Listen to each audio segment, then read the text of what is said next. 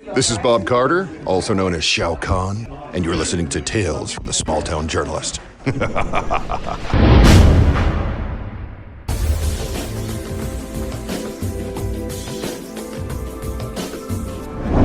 Okay, hi guys. I hope you forgive me for indulging myself a little bit there. I met Bob Carter at a recent comic book convention right here in my hometown of Clarksville, Tennessee. Bob Carter is the voice behind Shao Kahn, and Shao Kahn is the legendary primary villain behind the Mortal Kombat video game franchise. I'm sure everybody out there is familiar with Mortal Kombat, but just in case there are 2 or 3 of you who don't know about this series, Mortal Kombat exploded, and I do mean exploded on the scene a couple decades back. It was this huge video game, just a fighting series game with so much success and popularity. It branched out. There was a movie, there was a cartoon series, there was a television series, live action, there were comic books, there were little bitty novels, everything that they could come up with to market this thing out, they did, because it was just so insanely popular. And while I am no longer a gamer at this point in my life, when that thing hit the scene, I absolutely was. And just like so many of my buddies, I was at the arcade, lining up, ready to sink quarters in that thing. I spent so many quarters on that video game. I cannot stress how insanely popular this game series was. So, for me, Shao Kahn was really he was the biggest and baddest of all the video game villains out there. Nobody else came close. Not even Bowser from Mario Brothers or M. Bison from Street Fighter 2. Shao Kahn, he was the top dog of all of them. And so, meeting Shao Kahn, in a sense, because Bob Carter, he wasn't the first man to voice Shao Kahn, but he was part of one of the biggest installments where they rebooted the whole franchise for a new audience. Meeting one of the voices behind Shao Kahn, for me, it was kind of like meeting the video game equivalent of Darth Vader. That's how big a deal this was for me. And when he offered to record an intro for my podcast, I just couldn't resist. I had to let him do it. I had to make that happen. So there's that intro. Before I go any further, I want to make sure and stress that this is a listener-supported podcast supported by wonderful folks just like you. Some great ways you can support us is by spreading the word. Tell a friend, tell a loved one, tell some random person you met on the street. I think I say that every episode now. If you're on Facebook, post about us. If you're on Twitter, tweet about us. If you're on Snapchat about us. Tumblr, Vero, that's a new one. TikTok, can you spread the word on TikTok? If you can, do it. By all means. Anything and everything you can find. Instagram, I don't want to leave Instagram out. Use Instagram to spread the word about us. We would definitely appreciate it. Anything you can do to get the word out about us and let people know about us. We talk all about some of the unique and amusing things that happen to small town journalists in this podcast, but sometimes those experiences, sometimes they're just weird. Just straight up weird.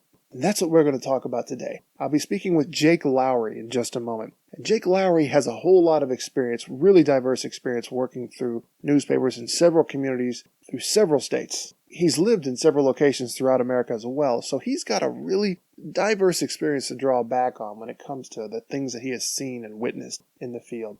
Sometimes when people come and speak with reporters, it's like they have no filter. It's like they just open up, and it doesn't matter how odd or bizarre what's in their head is, they let it all come out and they'll tell you all about it. So you can hear some pretty strange stories and witness some pretty strange things. And that's what we're going to be getting into today. I guess some of this sort of appeals to the horror movie fan within me, but don't let that bother you, because it's not going to be graphic or gross or really macabre or anything like that. It's just a little bit unsettling and off-putting because of some of the things that Jake witnessed and saw and the people that he came into contact with throughout his career. So that's what we'll be diving into. Let's not waste any more time. Let's get into some of the strange, the bizarre, the weird tales from a small-town journalist. All right, I am with Jake Lowary, who has contributed to numerous newspapers over the course of his career. The Cadiz Record, the Leaf-Chronicle, the Tennessean, and last but most definitely not least, USA Today. Jake, how are you doing? I'm doing well, man. Thanks for having me on, buddy. I appreciate you taking the time, man. No problem. We talk about a lot of the unique experiences on this show that journalists like us have, especially in small towns. You come across just, unique things that you're just not going to hear about anywhere else. A lot of times it's funny, a lot of times it's goofy, but sometimes it can be just plain weird. And from what we talked about ahead of time about your experiences, we're going to be diving into some of the just plain weird. Am I right? Yeah, I think that's a good way to sum it up, my man. Yeah. All right. Well, let's not waste any time. Let's get into one of the weirder experiences that you've had. What you were telling me a little bit about this ahead of time when you were at the Leaf-Chronicle, I believe you said. That's correct. Okay. So yeah, what happened on this particular? It was a dark evening, I think, right? It was, and so I mean, it was cold out. I remember this woman wearing a jacket, but so anybody who's worked in the newsroom understands that people call on a whim. They get mad at their landlord because they charge them too much and think it's news, or somebody took their mail out of their mailbox and think that is news. And obviously, neither of one of those occasions is actual news. But so I was pulling a regular sort of a shift. Reporters work all hours of the day. So this was later in the evening, maybe 6, 7 o'clock. It was in the wintertime, so the sun had gone down, it was dark, and this woman called and indicated that she had the story of a lifetime, the same old kind of song and dance that you would normally see or hear from people that have gotten way too far ahead of themselves and thinking that what they're experiencing is this mega earth-shattering type of news story. So I was there, the woman calls, is like, I got this story. It's about the Oak Grove mayor. Oak Grove is a town that's very close to Clarksville. It actually lies on the other side of the border. But if you didn't know any better, they're essentially a contiguous community to Clarksville, Tennessee, where the Leaf-Chronicle is. So it was in our coverage area. It was something we kind of paid loose attention to, not something that we covered nearly as much as Clarksville. But anyway, we paid attention. So this woman calls and she's like, I got the story of a story of a lifetime, and the story is that she was somehow wrapped up in some sordid affair with herself and the Oak Grove mayor. And I said, well, wait a minute, you say you're having this affair with the Oak Grove mayor, and I should sort of preface all this with the man who none of this ever was proven to be true or have any kind of reputable fact after double checking all of the information and what claims that she made. And nor is that man no longer in office. So I guess it really doesn't matter. So I don't think we should probably name him. But anyway, so she had this long story about all these details about how she was intertwined between him and his lover and his wife and all of this, and she was a part of this and had this whole thing. And I'm like, okay, hold on, whoa, pump the brakes. So this is a phone conversation initially, and I was like, okay. She claimed to have some kind of documentation, phone records, text messages, all of these kinds of things that would sort of back up her story. And I'm like, well, okay. I mean, if you say you have that, I guess I'll give you the benefit of the doubt and hear you out in person. And she's like, all right, I'll be there in 15 minutes. And I'm like, wait a minute. We haven't even, I didn't even invite you to the newsroom. She's like, well, I'm all right. I'm out in the community. I can do it. I can meet you down there. I'm like, well, all right. So I figured it was going to be this 15-minute. You gave her window. Yeah, it was a mistake. Hindsight, 2020, this was a big mistake to do that. So anyway, she made her way down. It was 10, 15 minutes for her to get there. She comes in, dressed average, I suppose. She looks like any other normal person to some extent, but I could tell that just looking at her, she was jittery, didn't seem to be all there, I guess, from most standard evaluation, indicate that there's something not quite right. There's something not right with all this. And if I can interrupt real quick, because I'm assuming Sure. your experiences were the same as mine, I think it should be noted that it's maybe you and one or two other people in this office. Am I right? Yeah, it is. And so I mean, it's like you said, 7, 8 o'clock at night. There was a photographer there. I think the receptionist woman was still there at the time, or maybe she had left because I had given her a heads up, like, hey, this woman is coming. Just let me know when she gets here. Here's what she says that she has, and I'll kind of give her a brief update of what she's looking for, so she could provide whatever help and resources that she needed. So, and there was a night editor there too, and so she shows up, and I go and meet with her in an office meeting room, a small one, and she kind of goes through the story again about how she's wrapped up in all this, and like not even 5 minutes into the conversation, her mouth, like in between her teeth, starts bleeding, like coming out of her mouth. And, I don't know how to interrupt a conversation like that. I don't, hey, look, it's not like you're ever saying, I think you got spinach between your teeth. You might want to gesture to your teeth with your finger or whatever, like you normally would. Like, I don't know really how to handle that. That's not exactly in journalism school. Here's what you do when a crazy person whose mouth starts bleeding Here's how you handle that. I'd love to see the memo that does cover that, though. Yeah. So eventually I'm like, I think you've got, you got something going on. I think you might want to, visit the bathroom and take a break. Let's take a break. You go to take a moment for the restroom. She promptly left right after that, because I think it was clear that whatever was happening was not probably on the up and up. I assume she never showed up again, right? Nope, that was it. I mean, I read her text messages, but whatever phone number that she was exchanging with was not saved. Oh, gosh.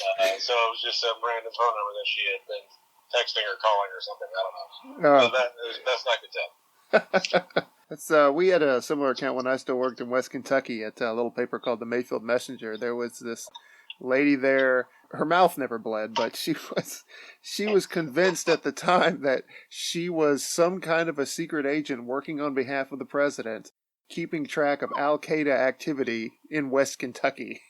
We always humored her because we knew she was harmless, but you just kind of think, I just don't know that there are any targets of interest in West Kentucky that Al-Qaeda would be looking for. I don't know.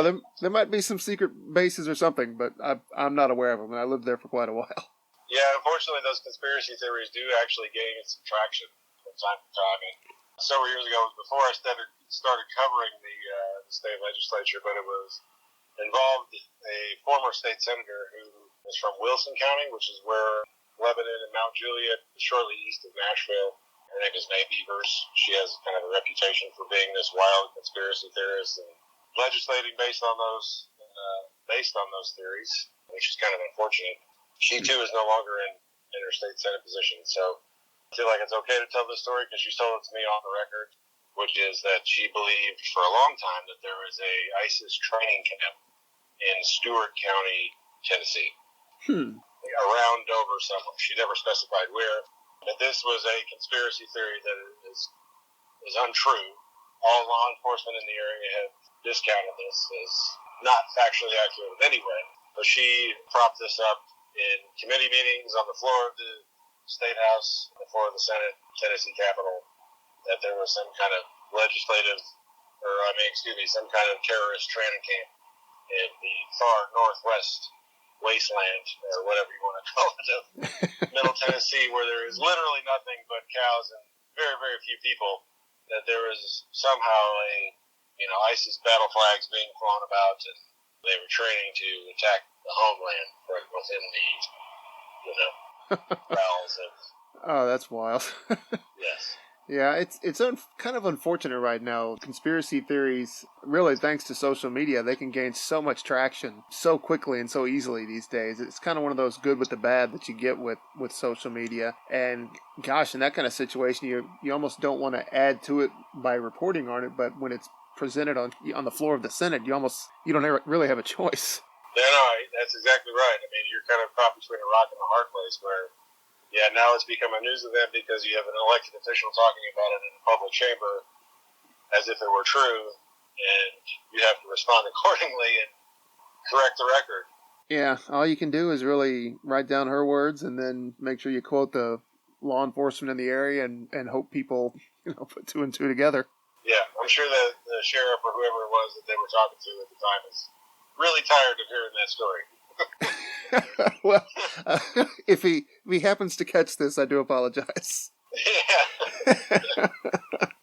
But any unusual accounts from when you were working at smaller communities? Leaf-Chronicle out of Clarksville. Clarksville's become a pretty big town these days. Some are saying it. I think someone told me it recently surpassed Chattanooga, in fact. Or no, either that or Knoxville. Yeah, really?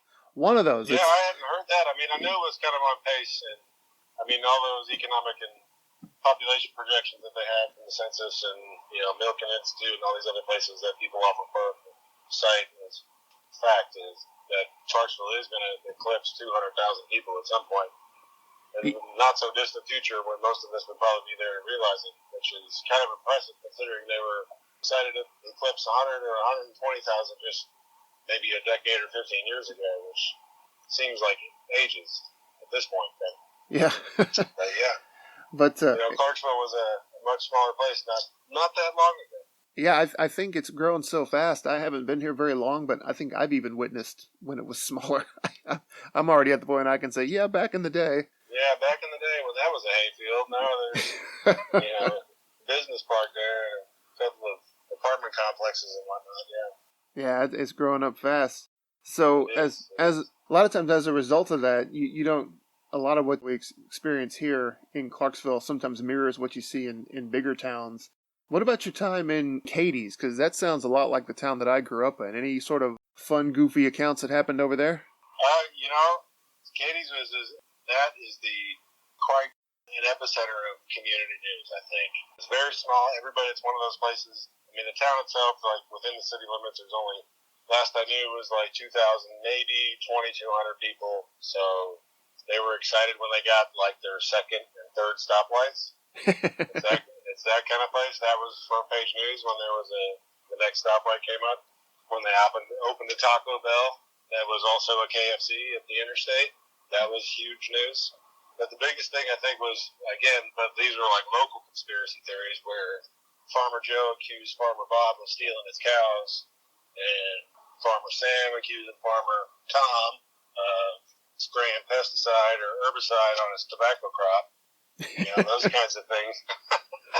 They ever have any cows get loose? Oh yeah, man. Oh yeah, all the time. And then people would hit them too. Especially if they got out in the middle of the night. I mean, in this part of the country, roads are hilly and windy, and if you are paying very much attention when it's dark, you stand to really do some serious damage not only to you but everybody that you're riding with. And what is very much a valuable commodity in that cattle. Run into one, you're doing some damage for sure. I used to tell my dad when we moved down here, we moved here from Chicago, so it was like a major culture shock. Oh, yeah, wow. That would be a big shift. Shock. I mean, I was born in a very small community, so we went from a very small community to a very large community, back to a very small community. So it was hard, in my adolescent coming of age years where I was in a huge metropolitan type of environment, to go back to that environment that I was accustomed to as a very young child. It was a big culture shock, but, I hit my first deer within a couple of months of living here. Oh man! And I can't even count on 12 hands. I hit two at once. One time they were going like head to tail across the road, and I went right between them. I've had to hear deer hit me, not hit the deer. Where they run out from wherever they're running, run alongside the car, they just decide to turn left or turn right, I guess, and run into the side of the car. I've kind of had it all over. So much to the point where I used to joke with people that I didn't need to buy a rifle because I could just drive my car down the road for 5 miles, and there you go. Gosh, that's deer jerky, guys. That's amazing, because I've lived here, with the exception of a couple years in college, pretty much my entire life. I have never hit a single deer. Really? I've been in the car with somebody who did once, and this was, oh my gosh, this was such a country road type story where this girl was driving and she hit this deer, and I distinctly remember we were in this enormous truck that she was borrowing from her dad, and I just remember this deer ended up getting launched from this truck like a torpedo, just flies out across the road, and we get out, and she's very much an animal rights activist, and she's just in tears over this deer. And I was doing everything I could to make her feel better, but then this other pickup truck pulls over, and there's this bearded guy hanging out the window looking at the deer, and I hear him giggle and say, "Ooh, lunch." Oh. And one of them, I guess at least he was a little bit sympathetic. He gets out and he sees my friend who's just freaking out, and he comes up to her and he tells her, "Don't worry about it. It's those movements. Those are just muscle spasms. It's not suffering. It's already dead. It's gone." And as he's saying this, she's looking over his shoulder as this deer struggles to stand up and try to walk away and falls down again. And I just wanted to say, buddy, shut up. You're completely failing here. Dead to me, man. I don't know. At the end of it all, one of them pulls out this enormous machete, and that's when I turned and said, "Okay, we need to go. We're leaving now. Yeah, we're done." The thing about cows, that getting back to a lighter point, there was a time we actually had an account of a loose cow running around downtown in a newspaper when I was, it was like an afternoon, and I looked out the window and I just see this cow run down the road. And the next thing I see is this group of veterinarians running after this cow trying to catch it. And then like, I don't know, 20 seconds later, another group of cops also on foot. Everybody's on foot running after those vets. And I think I looked back at the editor and he had looked out the window and saw it all too. And I just said, you want me to go after that, don't you? Yeah. So, you're going to make me write about this, aren't you? Yeah, it was... By the end of it, you had, of course, the cow running down the road, followed by vets, followed by cops, followed by me. Because it's not like I could get in my car. It was right there. I got to be out where I can take pictures, right? That was a fun experience. Followed them about 3 or 4 city blocks before they finally reached a field, which is a statement that downtown was that close to an open field. Yeah, right? Yeah, exactly. Where they finally managed to round the cow up, and I went to go talk to one of the vets, and I said, so what was the cow being seen for? And they said, oh, nothing really. It was pretty routine. He was just getting castrated. Oh, okay. Yeah. I think I see why he ran off. Too, buddy. Yeah. I think I looked at that cow as they're putting it back in the truck. It's like, I'm sorry, man. Oh, gosh. Small town stuff, it can be one of a kind. The crime blotter, I think, is probably one of the better things. The crime. Especially in a small town. I mean, it was one thing, a police department would put all the arrests in a little box for us to go pick up. Us in the local radio station, WKD, the 106.5 FM. If you're in the area, in the coverage area, you want to check it out, you can check it out. But they used to put all of the arrest reports for the week and other significant news that they thought would make significant news anyway. Right. In a little box that we could go and check out, flip through, and see what the latest and greatest, I guess, out of petty crime in Shreve County, Kentucky. And my favorite, I think, were the ones, because we would publish like one sentence about each one. So-and-so, age, here's where their address was, or where they claimed to be their address, was charged with, simple blah, blah, blah, simple possession and DUI or whatever. As a matter of public record, just to put it out there, it was a typical practice for many, many newspapers across the country to publish a typical police blotter. And my favorite was, the paper used to come out on Wednesdays, probably still does, but we would get a call, it was like every week, the same phone call, just a different person. They would call, usually a parent about their kid, 18, 19 years old, probably living at home. And he got arrested he or she got arrested for simple possession or some kind of DUI, petty theft or something. And they would call up barking, yelling at me because I put it in the paper. And they were like, well, he said he didn't do it. That was the defense, is that, well, he said he didn't do it. And I'm like, well, that's great. I'd be happy to note that for the record, but I do have a police report here that says that he did it, and here's the evidence that they claim to have against him, that they found such and such in this part of the car, or blood alcohol, breathalyzer read this number. Those are all misdemeanor offenses. Do you have a response to those? Well, he just no. He said he didn't do it, and you guys should be ashamed of yourselves for putting this kind of stuff in the paper. And I appreciate your concern, but maybe you should advise your son/daughter to perhaps not drive while drinking. Just right. a thought. I remember those. I had many conversations like that with people. I had one person tell me they were so proud of this fact. They said, I don't buy your newspaper except to shred it and use it for my hamster cage. And I just said, okay, but you still buy the paper, right? Yeah, you bought the paper, though, right? Yeah, so we're still... I don't care what you do after that. Yeah. The conversation ended for me after that. But yeah, gosh, I remember the police blotters. I don't guess they do that anymore. I think it's kind of fallen out of practice for a number of reasons. Yeah. Propriety's sake, but things living on in the public sphere, and they'd be extrapolated into things that are not really accurate or reflective of what happens. Also, it's really, really hard to follow up on all of those cases. It's kind of the responsibility of a journalist to, if you're going to put it in the paper the first time, to follow it through its fruition to either adjudication or exoneration or whatever. All too true. Because, I remember every day, every morning, that was my routine. I would go to the sheriff's office, then the police department, and get this stack of citations and arrest reports and take them back. Right. That's right. Yep. I can remember the biggest things that we ever covered were those big drug roundups where they would arrest like 30 to 50 people at a time. And that was my favorite thing to cover, because I swear it was nefarious, just for the simple fact that photos that we would always publish in the paper, it would be this giant pile of burning marijuana, and everybody around it would be a police officer with a giant smile on their face, but with sunglasses on. Always. Every year it was the same picture, a giant pile of weed that they plucked out of somebody's field somewhere off in the middle of nowhere where nobody lives, and they would bring it out and do this like ceremonial burning of the weed, and everybody would be standing around laughing about how great it is to be a cop and find all these drugs. I gotta say, after about an hour or two, yeah, they're probably real happy about being cops, being around that. I used to joke with some of the cops when they would confiscate all this marijuana. I said, listen, guys, I'm going to check in with Domino's Pizza tomorrow, and if I hear that there were any orders that go to City Hall around 2 in the morning, I'm going to know what happened.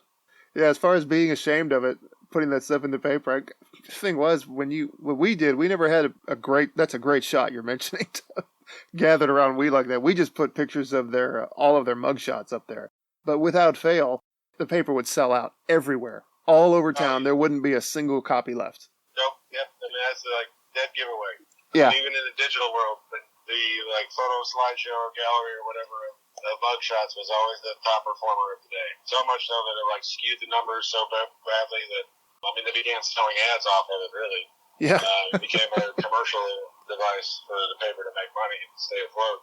They've since changed their business model a little bit where they don't count page views the same way that they used to, and just sheer volume. They do it based on quality of view and all of that. Like if they're actually viewing an article as opposed to a slideshow, those kinds of things. So they've adjusted the way they evaluate that metric. But yeah, for the longest time we were killing records after record after record, only because we put up photo galleries of 200 photos that people wouldn't. Just all they would do is just sit there and poke through them. I just imagine those people that would complain. I just always pictured like 3 or 4 ladies gathered around one of those newspaper racks, one complaining like, I can't believe they put this in the paper, and the other one saying, I can't either. Make sure you get me a copy. That's Ethel's grandson. I can't believe he was in the paper. Yeah, everybody's... And you'd hear them. It's a small town, so yeah, you could, throughout the rest of the day, you'd hear people talking about it. Did you see that? Did you see that? Yeah, so... Yep. In about 20 minutes, everybody in town would know what's going on. Yep, without fail, every time. Every time. Well, hey, this was really good, catching up on some of the unique and just really weird stuff. I can't say that I've experienced anything quite so weird as a woman's mouth just gushing blood while I spoke with her. Gushing might be the wrong word, but... Yeah. It was pretty close, man. It's to the point where her teeth were turning, from through every crevice between her teeth, there was blood coming out. That is some Stephen King level stuff there. Where I thought it was going to start running down her chin if she didn't do something about it. It was intense. That's rough. So it was certainly bizarre, for sure. Definitely. We'll wrap things up here on that cool, weird note, but I appreciate you taking the time to speak with me. No problem, man. I appreciate you calling. All right, anytime. Have a good one, man. Thanks, pal. You too. All right, there you go. Sometimes, we talk about a lot of the amusing and odd stuff that happens in the life of a small-town journalist, but sometimes it's just weird. After speaking with Jake, I remembered another odd report that came across my desk when I was still in the news game full-time. A woman reported that she had been viciously assaulted and raped in her car in the middle of the night in a city park. Just a really awful, horrifying report. Well, as police investigated further and we followed up, we came to find out that this actually never happened. What did happen was this woman she placed a Craigslist ad requesting that somebody do this to her, and that she was going to be in the park on this night waiting to meet whoever took her up on that offer. And then when it didn't happen, she filed a police report anyway, claiming that it did. Never found out what drove her to do this or why, what she was hoping to accomplish. Just, there's what happened, and that's all we got. And to this day, I'll never know what drove her to do that. It's just strange. It's just weird, just weird. But, sometimes that's what happens because people just do weird stuff. And when you're a reporter, you got to report on that weird stuff now and again.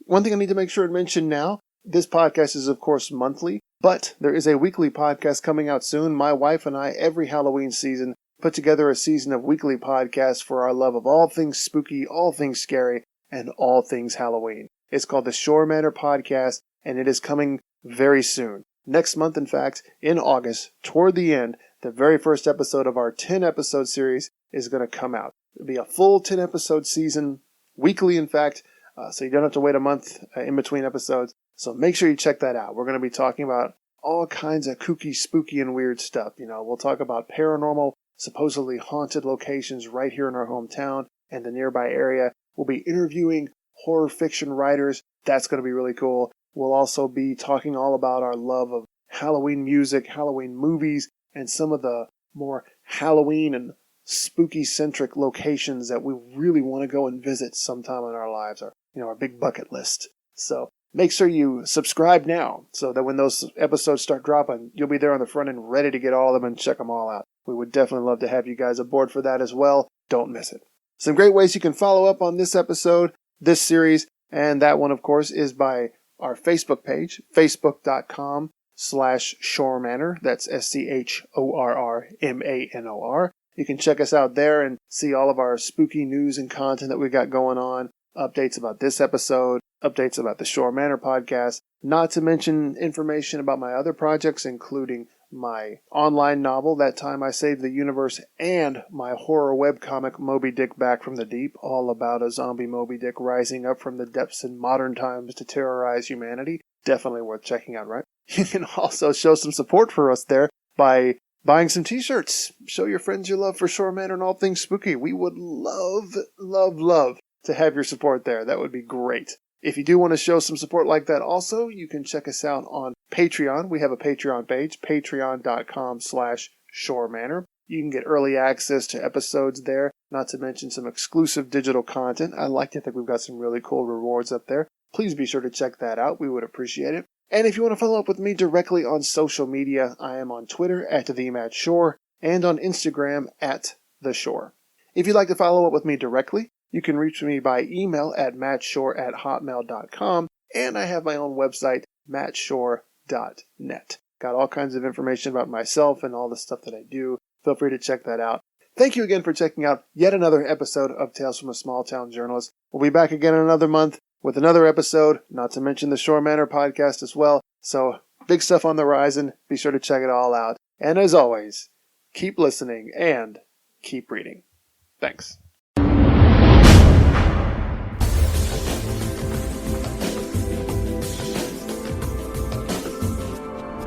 Matt Schorr wins. Flawless victory.